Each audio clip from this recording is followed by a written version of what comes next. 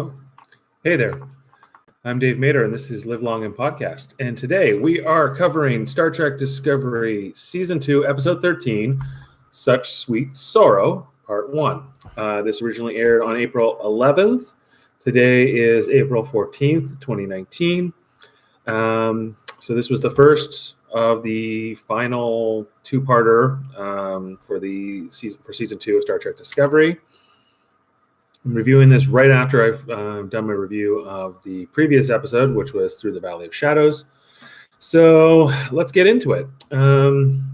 Overall, I think I was probably more thumbs up on this episode than thumbs down. I think it had some great qualities to it.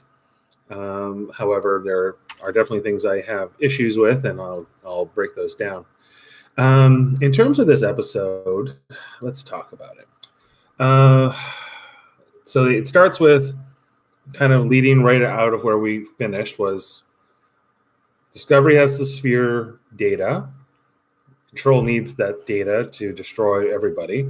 Therefore, let's destroy the ship. So that's really what the first few minutes of this episode are about. Or let's evacuate Discovery. Go over, Enterprise is here. They're nearby, luckily. And let's evacuate everybody and blow up the ship. Is the plan. Makes sense initially. I'm like, okay, I guess that's what you would do if you had this problem. Even though they've tried to delete the data already and they know they can't. But they don't necessarily know they can't blow up the ship, I guess is what we're led to believe here. Turns out they can't blow up the ship. We'll get there. Interesting to see Discovery and Enterprise more side by side this time. We've seen them sort of across from each other before. So seeing them right next to each other kind of really gave you this frame of reference on the sizes of the two ships. And I was really taken off guard with how different or how much bigger Discovery is, at least on the secondary hull side of things. Their secondary hull is massive compared to Enterprise's, whereas the primary hull, the saucer section, is maybe a little bit bigger on Enterprise, I guess, or about the same size, because Discovery has these gaps in their saucer section for when it spins around and does that whole jump effect. But we get to see these walkways that form they're initiated from Discovery. The assumption to me here is that Enterprise would have something similar as well, or at least they have the ability to interface directly and evacuate through these big kind of skywalk things. So that was a neat trick. That was kind of something new to see. I liked the captain and first officer, Pike and Saru, having to sort of do their auto-destruct thing together. This has been shown a few different ways over the history of Star Trek. Sometimes you see this, it's the first officer and the captain have to agree, and sometimes it's three bridge officers, and sometimes they do it verbally, and sometimes they do it through panels. So they went with the captain, first officer effect here, with Saru and Pike having to do it. That's how you set it in motion, and they set it as a remote thing, so they're going to blow up the ship from the other side. What else? We get to really see the Enterprise on the inside too in this episode. We've got glimpses of it in a few earlier episodes, but really, here we see more of the corridors. We get to see the bridge really kind of up close and personal. And mostly I was good with this. I thought that this new Enterprise design, or this updated Enterprise design, much like it is with the ship itself, I think that these changes are fine. I think that they make it seem a little more in this world, which I'm sure is why they've done it, is that they want Discovery to have this look, and they don't want the Enterprise to be so far away from that, which is what, if they had stayed super faithful to the original series and the cage and things like that, you wouldn't have that. It would definitely feel disconnected. So that's bringing it together. As well, in these opening moments, we get Michael's getting these flashes of the future via the time crystal. She's kind of like peering in on the time crystal. And so she's getting these flashes, kind of like similar to what the orbs did with the Bajorans. Like she goes near one, she goes, oh, here's the future. Are you heading out, Jane? Okay. Bye. It's okay. Everyone says hello. Hello. All the fans. Hi, fans. Hi. She says hello. So that was kind of interesting. So I guess this being a two-parter, this is like what they're trying to avoid. And in this future, she sees Discovery is getting blown up all over the place. Clearly, Control is kind of like coming in on them. They're like the walls are closing in on them. This is what they have to avoid because we'll get more of it later on in the episode. But what we see is like it's Control through the form of Leland kind of comes in and kills everybody, including Burnham, and kind of wins the day. And that will be the end of it. That's all she wrote, as they say. And we see that torpedo is going to get lodged into Enterprise's saucer section during this whole battle, which is kind of what this episode leaves us. And that's going to have some sort of significance. So I'm kind of interested to see how they pay that off. What else? I like that they brought back Poe from Zahia. She was shown in one of the earlier short treks from the before the season kicked off. I think she's an interesting character. I like the dynamic between her and Tilly. I think that she was a good character to bring in. I think that short trek actually helped a lot of things. We didn't have to explain too much who she was. You didn't have to see that short trek because they kind of fill you in, but the fact that I kind of was familiar with her and that she's this brilliant scientist and that they have this relationship, her Tilly and Poe, I thought that was good. I thought it also kind of seems to really floor the rest of the officers that she has this relationship. They don't question it too much. I'm kind of curious on where Poe and Tilly met in the kind of timeline of season 2. It's not really clear to me. But it doesn't really matter. I was good with her kind of coming in and being sort of this important character. So her planet Zahia is the 5th signal, I think. And I don't really like the signals too much, but bringing her back to the show, if this is how they did it, fine. The scene with Stamets and Culver. Wasn't too long, which I liked. I thought it was just the right length. And I don't really know where they're going. I guess they're not going to reconcile things. That's kind of what the last episode led me to believe. Reno gives some advice to Stamets, like, try to, get past this. You guys should try to get back together. But I didn't get that impression that that's kind of what's happening here. No, it wasn't Stamets. She was talking to Culver last episode, giving Culver advice not to be a fool and to kind of walk away from things. But in this scene, they kind of say they're probably going to go their own way. Stamets is thinking about leaving Starship Life, which I don't know if that's an indication that Anthony Rapp is planning to leave the show. Maybe. I think they can do a lot with Anthony Rapp, but I would be understandable if he feels like they aren't giving him a lot to do other than this melodrama with Culber and their whole relationship. But Stamets doesn't really do a lot to me from perspective as a Starfleet officer. He's the navigator of the Spore Drive, and other than that, he doesn't really seem to do anything. But actually, they do give him a little bit in this episode, so maybe I need to walk that back. What else? I thought that the scene with the crew members writing their letters to their family and friends as they sort of know they're going into this like life or death situation. They've done this a few times in the history of Star Trek. I thought this was kind of neat, seeing some of like the more background characters do it. Stamets was writing a letter to a sibling. Not sure if it was a brother or a sister, but his was pretty cool, talking about how their particular family dynamic. That was cool and interesting. And just kind of learning more about, even Detmer and she's got a best friend somewhere. And it makes it more human, makes it a little bit more relatable. So I like that these people should be scared. This is kind of scary stuff. My favorite scene was also Stamets, Tilly, and Reno. They're kind of like talking about this engineering problem they have to figure out with the thing that Poe creates to, I don't know, the science of it doesn't matter, but what matters more is that we saw more of an engineering team by themselves working out a problem. Normally, there's not too many scenes that don't involve Spock, Burnham, Pike, Saru, those four, and then you have like the Section 31 stuff. So a lot of these, like the engineering team, the background characters, they don't get a ton to do on the show, which I think is unfortunate. So just kind of that was just a little bit of an excitement thing where we got to see problem solving without one of those big command characters. Little thing, I guess. And I thought that the ending was interesting. That, you know, Section 31 is finally here. We're gonna have this big battle. Let's do this. Good place to segue into the next episode.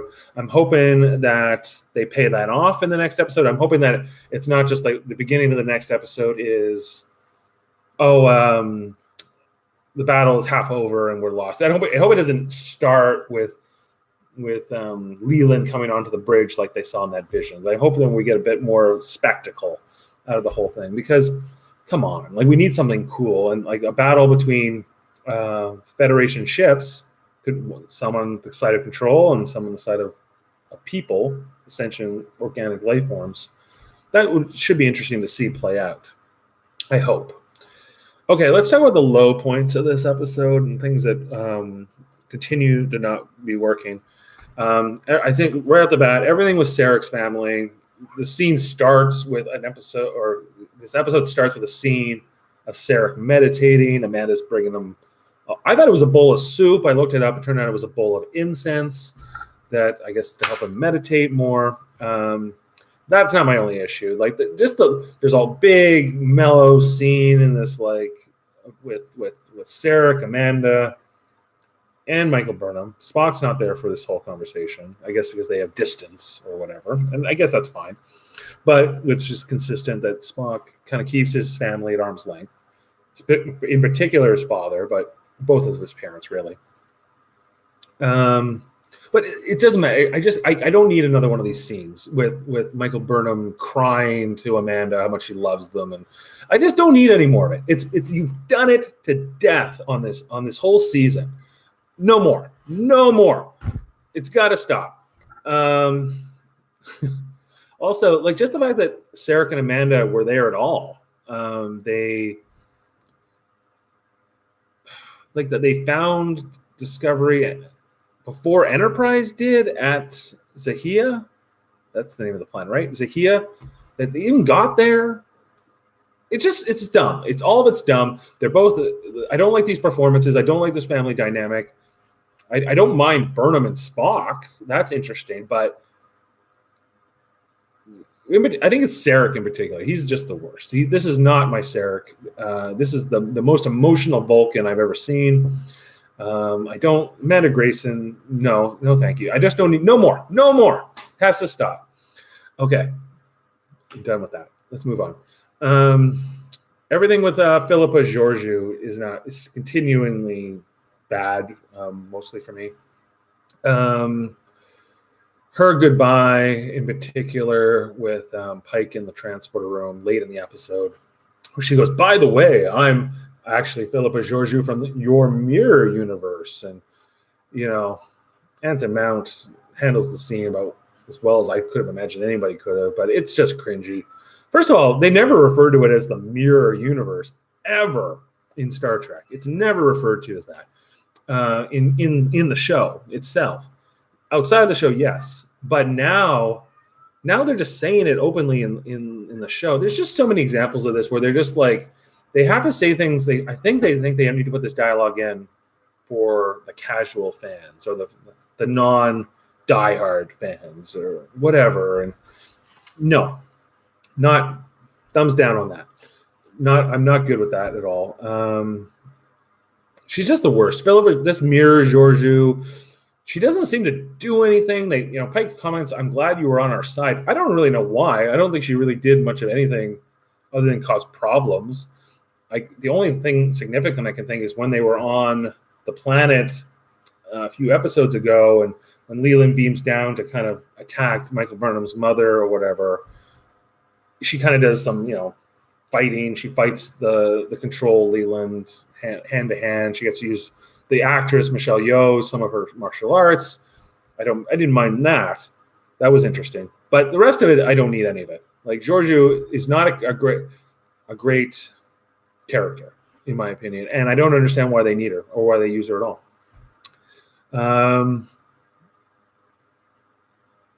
Again, I kind of touched on this earlier. This whole the fact that they all get on the Enterprise earlier in the episode with the intention that they're gonna remote blow up Discovery, and when that doesn't work, they're like, we'll just fire some torpedoes, and they can't. They keep firing torpedoes at Discovery, doesn't blow up. So odd that they didn't see that coming, but fine. It wasn't. I didn't hate it, but the thing that I think that they haven't got to yet, which is that if the sphere data is almost self-aware, super intelligent, and can protect itself from being destroyed by like Enterprise, for example, then why can't it just protect itself from Control? And why can't, and perhaps Discovery and the Starfleet officers can talk to this sphere data? I think that it's interesting that they touched upon the short trek with Poe from earlier in the season, because the other short trek was called Calypso, and that involved Discovery being somewhere 1,000 years in the future, seemingly abandoned. I'm guessing that this episode, or at the end of the next episode, Discovery will sort of end up in the future. And in that, we're kind of talking about two things here, but the important thing is that that in that episode Calypso, Discovery is not the normal computer. It seems to be an evolved version of the computer. And I believe that could be the sphere data having sort of become self-realized in its own way. And if that's the case, I can't say that it's the fault of the officers for not thinking of it per se, but it's on a crew of like hundreds of people that nobody could have come up with that solution. Seems odd. Okay. Honestly, it's a low point. I call it a low point, but it's actually more of a high point. When I've seen Discovery get blown up, characters die, there were certain characters I wasn't too sad to see die. In that flash forward that Michael Burnham has earlier in the episode. Michael Burnham in particular, I don't really feel this character is someone I'm rooting for anymore. She's just so tiresome, really. And so if she died, the show, I don't think would be worse off without her contributions. In particular, all the storyline with her family, with Spock, Sarek, Michael Burnham. I don't need any of that. Even with her mother, Gabriel, the character is just infuriating to me because of the choices the character continues to make. And that she's just not likable enough. We haven't had enough time to really love Michael Burnham. She's always been this character that's been tragic and this selfless martyr complex. I think the key to Star Trek, and you go back to the original series all through them out, is that you have to like these people. And I don't think they've done enough with Michael Burnham and a number of these other characters to make me like them. Enough. And she's supposed to be the lead of the show. And I still don't. They put a lot of time into making me feel her pain, but not her joy enough. So take that for what it's worth. What else? Low points. Admiral Cornwall made another appearance. She was kind of commanding the bridge. I don't feel that she needed to be in this scene at all. I don't feel she added anything to the scene. The Enterprise could have been in command of number one, which kind of brings me to number one. We saw her on the bridge of the Enterprise, of course, as well. And number one, I just think kind of having cast Rebecca Romijn in this role, I just think she was underutilized. I heard she's not coming back for season 3. Neither is Anson Mount. And she wasn't given a whole hell of a lot to do. They could have almost cast anybody. And I don't know if Rebecca Romijn sought this role out or not. She kind of, I think she does have that presence of Majel Barrett, who originally played number one back in the Cage a long time ago. But just kind of a waste. I would have liked to have seen more from her in this season. I think she could have come over with Pike, just like Commander Nan did from the Enterprise, giving her more to do. I guess they thought it might just be confusing to have her and Saru there, and they both be the first officer, and maybe that's why they didn't do it. I'm not sure. But anyway, underutilized. Like she mentions that they've removed all hollow communicators and they'll never work again. So that's just a little bit of thing they throw. I guess they throw it in for fans like me, to explain these inconsistencies. But I didn't need that line, honestly. Like, to me, it comes down to a personal preference. Either you like communicating with hollow communicators or you don't. You like just a typical view screen. I would be happy with just the view screen. I don't need to have that person walking around in the room with me, personally. Okay, what else wasn't working? Everything to do with this Red Angel suit. They were talking about the fact that the Michael Burnham's mother, her suit was destroyed. Stamets says, we can't just build a new one. That material, we can't synthesize it. But then Michael Burnham has an easy solution to that. Well, we can just melt down a bulkhead of titanium, and that will be that. And if she could come up with that quickly, it's odd to me that Stamets also didn't think of that. As well as just this whole idea of the suit and building a new one. They go, well, the suit was customized to Gabriel Burnham's DNA, which to me doesn't make any sense either, because DNA should be able to be reprogrammed easily enough. But this is their plot device, so that they're saying, well, only Michael Burnham could fly this Red Angel suit. That's the only one who could possibly do it.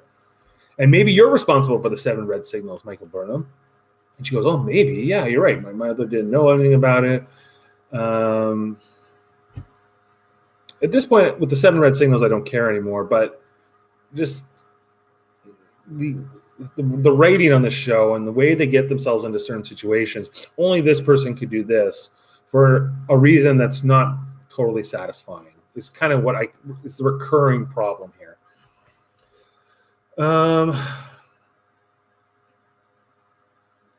The Spore Drive. I keep thinking about the Spore Drive and the fact that it only seems to work when it's convenient to the plot. It moves at the speed of plot, as they said. Like, someone asked J. Michael Straczynski on Babylon 5 years ago, how fast do the ships in Babylon 5 move? And he goes, they move at the speed of plot. And that's kind of what I feel about the Spore Drive. It moves at the speed of plot. It can jump anywhere in the galaxy or the universe, I think they say, but they can't, for some reason, they can't escape Control, who only has warp drive. So if they went to another galaxy, Control could never get them. It seems like an obvious thing, but they just don't get there. They never get there. They're always like, no, we can jump over here, and then Control will be following us. But if they went to the other side, even the other side of the galaxy, maybe Control would eventually catch up with you. But if you went so far away that warp drive would take, hundreds, thousands of years to get there, why is that any worse than sending the Control or sending the sphere data into the distant future? In theory, Control as an artificial intelligence can just bide its time and wait for that time to happen and just fulfill its mission later. That bothers me. And then my only other low point I wanted to touch on was, so Burnham's like, okay, I'm going to fly this Red Angel suit. A bunch of the bridge crew say, we're coming along with you too. You're not going to do this by yourself. And Ash Tyler seems to be one of these people, but he turns out not to be. He's like, no, I'm not going to go because I need to solve other problems here. I have to make sure another Control doesn't come up. And we have this whole romantic scene with Ash Tyler and Michael. They have a kiss. I'm very neutral on this relationship. Like, I was more invested in season 1. Now it's not really working for me very well overall. It's just kind of will they or won't they? Who cares? And that's about it. Anyway, that kind of summarizes everything I thought about the episode overall. I'm kind of curious to see where it goes. I know the next episode will be the finale. I know that Anson Mount's not back next year, nor is Rebecca Romaine. So therefore, they were talking about there being this new captain. He kind of looks at Saru when he says it. So I don't know if they're indicating that Saru will be the captain or somebody new. I personally, like, if Michael Burnham is the lead of the show, to me, she should become the captain. But as I've kind of covered, she's not very relatable. She's not very likable. Her decisions are reckless. I don't think she would make a very good captain, but it would make sense logically to me that she would be. New Saru post threat ganglia being removed or whatever. This Saru is better to me. He's not the timid version that we got in season 1 and part of season 2. That didn't seem suited for command. But he's also kind of not. He doesn't give you that presence like Anson Mount does. I think this show needs a really, really strong captain character. Like, if they're not going to bring Anson Mount back as Pike, then they need somebody like that. Or Saru has to become that. And I don't know if he has it in him, really, overall. I think behind all that makeup, you just don't get that subtle human connection that you get with like a real character like Anson Mount, which is probably why I favor the idea of Michael Burnham being the captain over Saru. Or I'd be fine with just a new actor, coming in and taking on that role. Because I know we are getting to season 3 of Discovery. I am happy about that, although I have my gripes with the show. I'll say this: on Thursdays, this show airs at the same night as the Orville, and I always watch the Orville first, and because I think it's a better show. I think it's more of what I'm looking for in a sci-fi show, even though it doesn't have all these convoluted plot issues that I kind of gripe on Star Trek Discovery.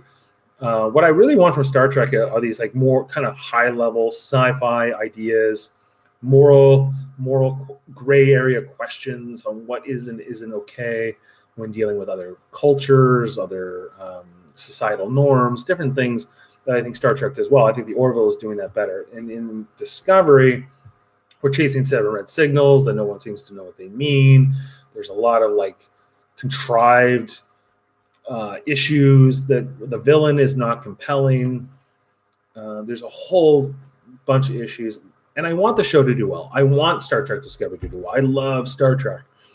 And there are things about this show that I like. And there are definitely, I love seeing Starfleet alive again on screen. I want to see more of the Federation, but they gotta do better than what they've been doing overall. And I'm hoping that they can stick this landing at the end of season 2 with some level of dignity, and learn like they did from season 1 what the fan base wants and doesn't want. I think that what did they give us in season 2? They gave us a strong captain, which, after Jason Isaacs and his whole thing, being the betrayer, I think they needed that Anson Mount as Pike has been a complete 180 of that. I think that they've given us more Tilly in this season. They know that Tilly is kind of like this character that I need in small doses. Overall, I find her mostly charming. I think she's kind of like that, nervous person that some of us can be, that is super smart, but not great in social situations. I know I can relate to that on occasion. And I think they gave us more of that, because I think that does connect with a big part of the fan base, but you got to be careful with how much. You really do, especially when we have these other characters like Stamets, who doesn't seem to have a lot to do outside of things that I don't care about, which is his romance with Culver. While I get it's historic to have a gay relationship shown on Star Trek in this way, this is getting so much screen time. and it's one of the only kind of personal plot lines that is being explored, and it's not being done very well, in my opinion. Okay, where are we at? Half an hour. I think that's good. I think that's enough to kind of cover this first half of this two-parter. And I'd like to hear what you have to say and if this season has worked for you, and if you're optimistic on what the next episode will be. I think they have a lot to wrap up in this next half part of this episode, assuming that Control is going to be brought down, that they're not going to continue that arc into season 3. I sure hope not. So they have a lot to do, and I think it's going to be a mess. But I hope they do it well. Anyway, this has been Live Long and Podcast. I'm Dave Maynor. I will talk to you next week when we review the second part. Bye.